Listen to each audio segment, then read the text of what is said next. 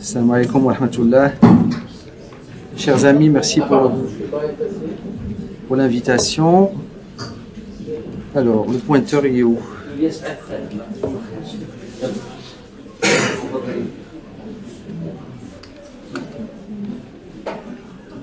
Bonjour à tous. Alors, merci pour votre invitation. Toujours un plaisir d'être parmi vous. Je vais essayer de vous parler du scanner double énergie et ses applications thoraciques. Ça concerne tout le corps. On va parler un peu du poumon. Le scan conventionnel, le scan que vous connaissez tous, est un scan qui fonctionne de la façon suivante. Ça permet de différencier les structures anatomiques, c'est-à-dire les organes, par la différence d'atténuation globale une fois que le rayon X a traversé la matière. Et ça se chiffre en unités 11 filtres. Ce qui veut dire que le scan conventionnel dit ça c'est un foie, ça c'est un poumon, ça c'est un os, ça c'est un cœur, globalement ça c'est un muscle, un sein, etc. Avec un profil d'atténuation qui ressemble quelque part à ça. En pratique, ce sont ces images-là qui sont engendrées par un scanner normal. Et vous voyez ici par exemple l'artère pulmonaire qui contient de l'iode, l'atome de l'iode, ressemble sur l'image à la structure osseuse qui est la côte ou au rachis ici, qui contient plutôt du calcium. Vous avez le parenchyme pulmonaire, même si je le mettais en fenêtre parenchymateuse, il contient de l'hydrogène, il contient de l'oxygène, il contient du CO2, de l'azote et un tas d'autres choses, alors qu'il va apparaître noir ou avec une structure globalement grise. Vous voyez ici par exemple le sein qui ressemble quasiment au muscle, alors que leur composition atomique est complètement différente. Ce qui veut dire que le scan conventionnel, en fin de compte, il donne une information sommaire sur les organes, avec un niveau de gris pour un organe, sans aller en profondeur dans la composition en matériaux de l'organe lui-même. Et donc ici, nous avons de l'iode qui est totalement différent du calcium, et pourtant les deux apparaissent blancs, alors qu'ils sont sur le plan du tableau périodique, mais totalement différents. Vous avez l'iode qui est ici, vous avez le calcium qui est là, vous avez l'hydrogène qui est par ici, et donc ça c'est une vraie problématique, Si on veut aller loin, il faut qu'on arrive au niveau du corps, à ce qu'on décompose le corps à partir des atomes, à partir des molécules qui le constituent. Et d'où cette idée qui est arrivée depuis pas mal de temps, en 1976, avec deux auteurs ici, qui se sont intéressés à cette double énergie qui va permettre finalement de faire cette décomposition des matériaux. Et en se basant sur deux éléments, c'est que la différence d'absorption au niveau des énergies qui sont hautes et basses est d'autant plus importante que le poids moléculaire en fonction du tableau périodique est important. Et on n'invente plus ou moins rien parce que les radiographies thoraciques, à titre d'exemple, on pouvait regarder du parenchyme pulmonaire si on mettait un haut kilovoltage et on regardait les côtes quand on mettait un bas kilovoltage en augmentant les milliampères. Et donc cette notion-là a été tout simplement extrapolée au scanner. Et donc, quand on regarde le faisceau de rayon X, en fin de compte, dans une atténuation globale, il ressemble à cette courbe que vous voyez ici, alors que l'interaction du rayonnement X avec la matière, elle dépend, entre autres, de deux facteurs principaux, deux effets que sont l'effet Compton, globalement identique aussi bien pour les bas kilovoltages que le haut kilovoltage, alors que l'effet photoélectrique, que vous voyez ici, il est complètement différent, très important dans les bas kilovoltages, par rapport au haut kilovoltage. Et donc, du coup, cette double énergie va plus ou moins va surtout profiter de cet effet photoélectrique parce qu'il n'est pas le même entre les deux kilovoltages. Et quand vous regardez les éléments qui vont nous intéresser, idéalement, il faut qu'on s'intéresse au fer, à l'or, à tous les atomes qui sont au niveau du corps. Mais on va s'intéresser dans la double énergie essentiellement à l'iode, le calcium et l'eau. Et quand vous les voyez ici au niveau de cette énergie en fonction d'énergie, vous avez la plus grande différence d'absorption qui se trouve au niveau des basses énergies. Alors que quand on est au niveau des énergies moyennes, au niveau des énergies hautes, elles sont globalement identiques et c'est pour ça qu'on a un peu de mal, entre guillemets, à les détecter sur un scanner conventionnel qui donne un profil d'atténuation qui est global. Donc voilà le principe en soi de cette double énergie. On va donc récupérer, si vous voulez, deux faisceaux qui sont celui des basses énergies sur lequel on va travailler et celui des hautes énergies avec cet iode qui a un profil d'atténuation le plus important au niveau des basses énergies. Et ça veut dire que tout simplement, qu'on va jouer sur ces basses énergies pour regarder les structures qui se rehaussent, les structures qui prennent beaucoup d'iode ou qui n'en prennent absolument pas ou très peu. Alors, en pratique, nous avons des scanners de cette sorte-là, c'est-à-dire des scanners qui ont une double source, une qui va émettre à haut kilovoltage et une autre qui va émettre à bas kilovoltage, parce qu'on a besoin de ce bas kilovoltage pour l'effet photoélectrique.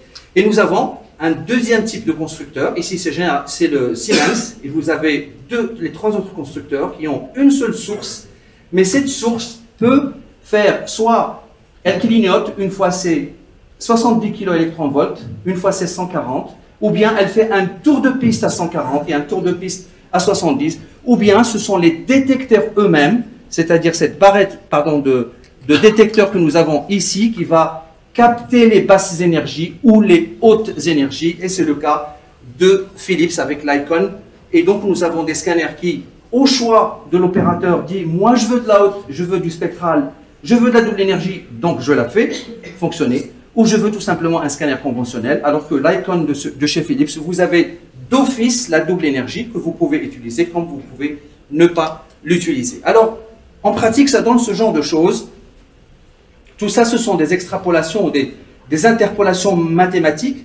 Nous allons obtenir, si vous voulez, sur une haute énergie, c'est-à-dire l'effet comptant, on est à droite sur les hautes énergies du schéma que je vous ai montré tout à l'heure, une embolie pulmonaire qu'on arrive difficilement à voir au niveau de cette branche ici, alors que si on se met sur l'effet photoélectrique sur les basses énergies, nous avons le contraste qui est saisissant entre la partie opacifiée et le thrombus qui est mis en évidence à l'intérieur. Ce qui veut dire en matière de sensibilité, en matière de détection des caillots au niveau des artères pulmonaires, la basse énergie va nous aider énormément, rien que sur la partie angiographie. Vous avez un autre exemple, même si on va très loin sur les artères sous-segmentaires qui nous posent réellement des problèmes pour savoir si elles sont pleines ou pas, vous avez ici, alors, à une énergie de 70 kV, on se pose la question au niveau de cette petite artère, alors que quand on est sur l'effet photoélectrique, c'est-à-dire les basses énergies, on voit très nettement qu'il n'y a pas de caillots à l'intérieur de cette artère. Regardez cette aorte avec ce rehaussement qu'on va voir aux basses énergies. On n'a pas injecté plus de contraste, on est sur les hautes énergies tout simplement avec une vue comme ça. Et quand on va aux basses énergies, nous avons un contraste qui est saisissant et d'emblée on sait qu'on va réduire la quantité de produit de contraste, qu'on va réduire la concentration en iode au niveau du produit de contraste grâce à cette double énergie pour avoir de bonnes images, des images très démonstratives. Vous avez, à partir du moment où nous jouons sur si vous voulez, cet effet photoélectrique entre l'atténuation de l'iode et de l'eau, on peut créer des cartographies qui sont des cartographies dites d'iode. Et par extrapolation, par soustraction, on va enlever toute la partie qui a pris l'iode, qu'on peut d'ailleurs quantifier de façon très objective sur un voxel, sur même un volume. On va pouvoir extraire complètement l'iode et se retrouver avec les images qui sont sans injection de produit de contraste, des pseudos sans injection. Vous avez injecté le produit de contraste, mais vous l'avez soustrait, donc vous avez une image complètement négative, ce qui vous évite de faire des séries sans injection au début d'un examen, ce qui réduit la dose d'exposition aux rayons X. Si je résume, le scanner conventionnel va donner une image polychromatique ou polyénergétique, alors que le scanner spectral va donner d'une part des images monochromatiques, c'est-à-dire par les interpolations mathématiques, vous allez pouvoir reconstruire autant de fois que vous le voulez entre les 40 électronvolts et jusqu'à 140, voire au-delà, mais ça n'a pas d'intérêt sur le plan clinique pour avoir des images qui sont très contrastées comme ça, et vous pouvez avoir des images d'eau et également des images de cartographie, c'est-à-dire de perfusion pour savoir quelle partie du parenchyme pulmonaire a pris de l'iode qu'on va voir dans les basses d'énergie et les parties qui n'en ont pas pris, qui sont en déficit de perfusion, notamment dans le cadre d'une embolie pulmonaire, qu'elle soit aiguë ou chronique. Alors, donc ça résume, notre analyse va changer, encore une fois, parce que c'est pour ça que le travail de radiologue est un travail de radiologue, le travail de pneumologue est un travail de pneumologue, et c'est en fait l'interaction des deux, mais pas la récupération de l'activité de l'un par rapport à l'autre qui va régler les problèmes. C'est le travail d'équipe, et j'insiste là-dessus, et c'est pour ça que je vais chez les cliniciens, et les cliniciens viennent en service de radiologie, et personne ne prend le travail de l'autre. Cette nouvelle donne va changer, c'est-à-dire que je vais regarder en basse énergie, en haute énergie. Dans la partie de basse énergie, je vais regarder le contraste au niveau des vaisseaux, au niveau des tumeurs, la quantité de produits de contraste que je peux quantifier de façon objective. On va voir des exemples dans la pathologie tumorale. Et puis, bien entendu, les cartographies de perfusion qui vont être très utiles en cas d'embolie pulmonaire en particulier. Puis cette image non contraste, sans faire de série réellement. Alors, il y a plusieurs applications de cette double énergie. En tête de liste, l'embolie pulmonaire, qu'elle soit aiguë ou chronique avec l'hypertension pulmonaire post-embolique et les cancers. Je vais montrer quelques exemples de ces deux applications. Il faut 2 heures pour pouvoir passer en revue l'ensemble des applications. La technique en soi ne va pas changer globalement par rapport à un scanner normal. Ce qui va être intéressant, c'est que je vais réduire la concentration de produit de contraste pour la faire baisser en dessous de 300 mg d'iode par millilitre, avec un volume également qui va diminuer sans perdre en qualité d'image. Ça, c'est un élément qui est très important et qui va être utile, notamment chez les patients qui sont qui ont des problèmes d'insuffisance rénale, mais également les patients qui sont en insuffisance cardiaque parce qu'on va réduire la précharge du ventricule gauche, notamment dans les bilans de prêt-à-vie et autres. Regardez concrètement ce scanner avec 40 ml de produit de contraste iodé et une concentration de 240 mg d'iode par millilitre. Comment on peut avoir une telle belle image avec, pardon, encore une fois, une analyse sur les passes d'énergie à 40 kV. Il y a certaines limites, tout simplement, qui sont tout à fait évidentes et qui sont liées à la gravité quand le malade est en décubitus dorsal.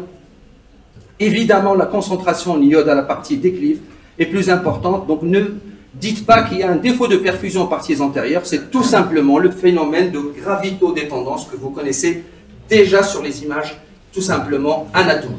Alors, nous allons avoir dans l'embolie pulmonaire à la fois cette information anatomique à laquelle on va rajouter la dimension fonctionnelle. Évidemment, on est en train de regarder le volume, mais pas le débit sanguin, ce qui est plutôt une affaire d'IRM, mais il n'y a également pas pardon, merci. Ça sera raconté dans le temps de parole. Voilà, ça va compter dans votre parole comme ce matin avec Merci de votre indulgence. Alors, il va manquer la dimension ventilatoire, quoique aujourd'hui, avec les gaz à haut poids moléculaire, tels que le xénon et le krypton, qui sont des gaz inertes, on peut faire de la ventilation au scanner spectral, parce que là aussi, nous avons un atome qui est très lourd et qui va avoir un profil d'atténuation qui le distingue par rapport aux autres. Donc, on peut faire également de la ventilation, mais ça relève du domaine de la recherche. Donc voilà un exemple ici où vous avez cette image anatomique avec cette défecte au niveau ondo-artériel et le défect de parenchymographie sur cette cartographie d'iode. Et ce couple ici va augmenter la sensibilité et la spécificité en matière d'embolie pulmonaire, surtout pour les petites artères. Et on a réellement besoin de ça parce que c'est une pathologie qu'on voit tous les jours pour pouvoir trancher et dire il y a ou pas d'embolie pulmonaire. Alors, en pratique, ça se présente de cette manière. Vous avez, en scan conventionnel, une embolie pulmonaire tronculaire, bilatérale, avec l'image parenchymographique sur laquelle on ne voit pas grand-chose. Et regardez tout simplement la différence quand on fait les reconstructions en mono-énergie à 40 électronvolts, où vous avez boosté le produit de contraste avec ces contrastes qui sont très nets entre le thrombus et les artères, et contrairement à une haute énergie, où vous pouvez avoir du mal à distinguer les caillots au sein des artères, surtout quand elles sont très petites. À côté de ces images anatomiques, on va rajouter ces cartographies d'iode, qui sont ces cartographies ici, on va voir très nettement ces défects de parenchymographie, qui sont très étendus. On peut faire des images négatives qui seront utiles dans l'hypertension pulmonaire post-embolique chronique pour détecter par exemple les calcifications endo-artérielles pulmonaires.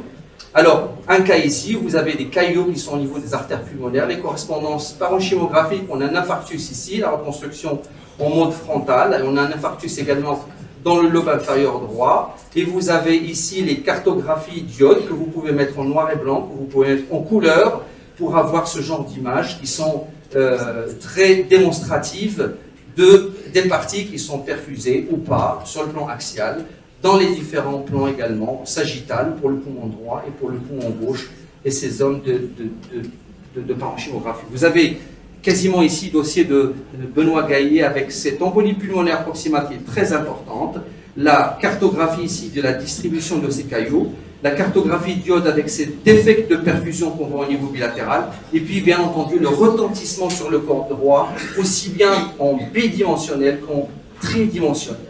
Un autre cas ici avec ces défects de parenchymographie qui sont très nets sur cette embolie pulmonaire bilatérale. Donc une image, encore une fois, anatomique et une image perfusionnelle de cartographie d'iode.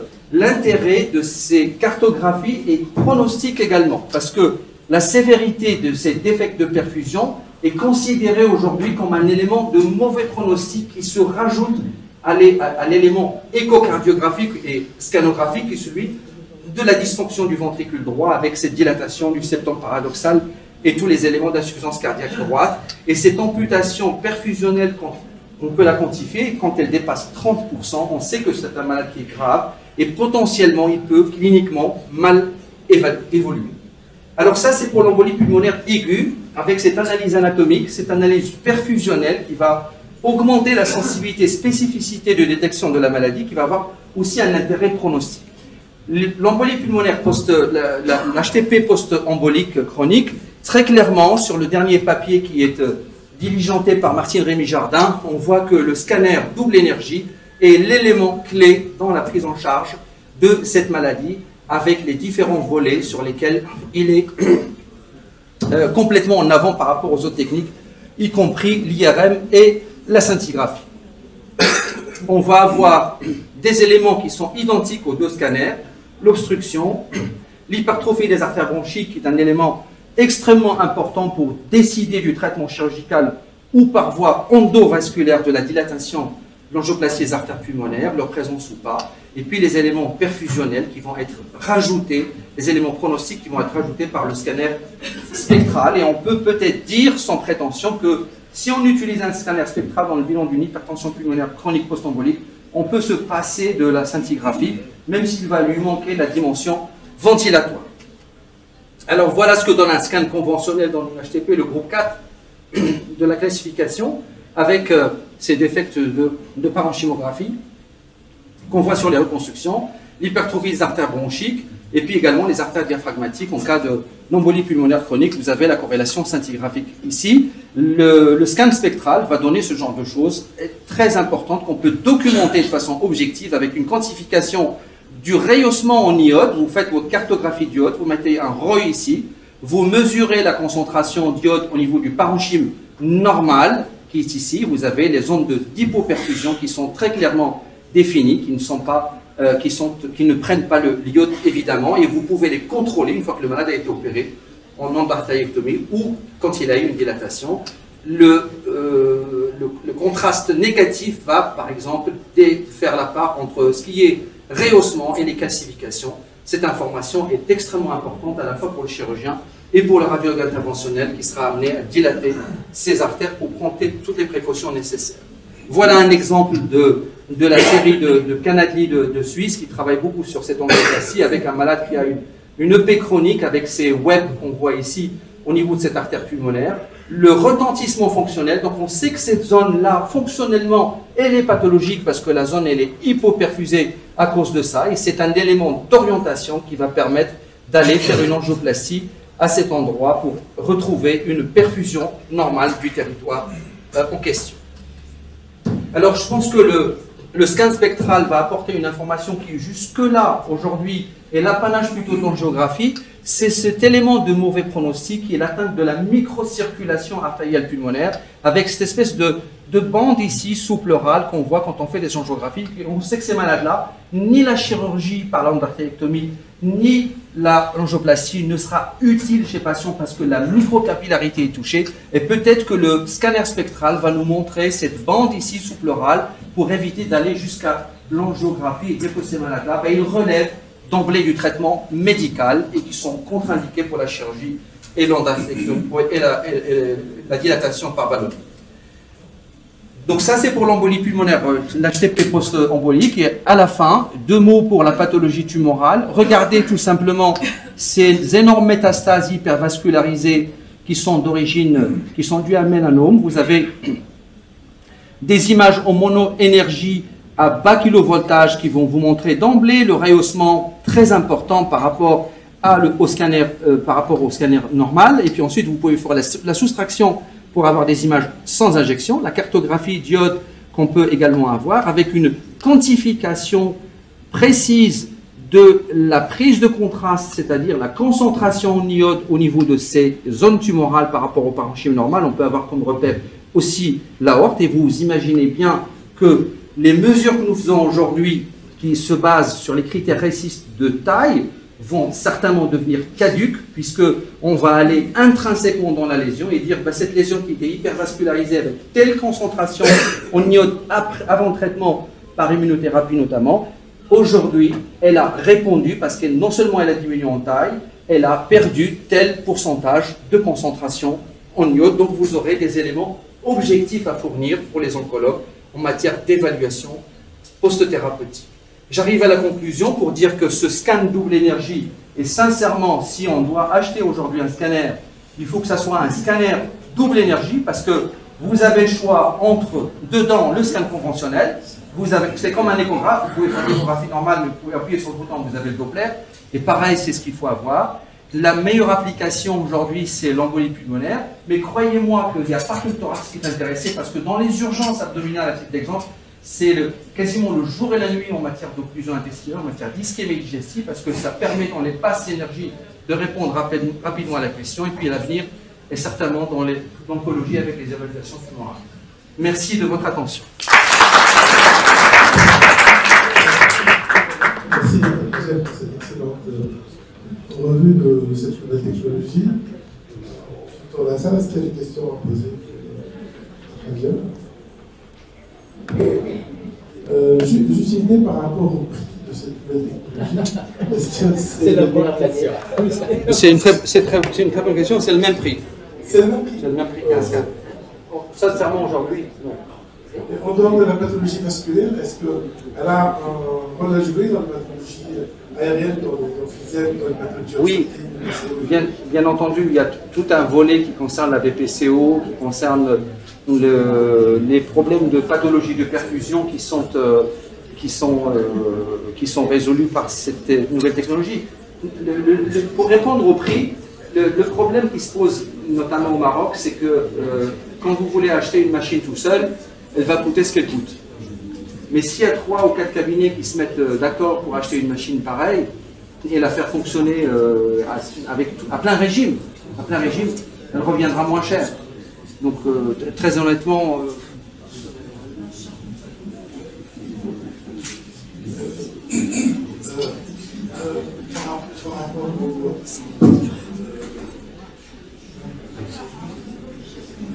alors, la seule chose que je peux dire aujourd'hui, quand même, pour donner un tout petit bémol, c'est que la technologie double énergie n'est pas encore tout à fait au point sur le plan technologique. Voilà. C'est le seul petit bémol qu'on peut avoir. C'est par rapport à l'intelligence artificielle.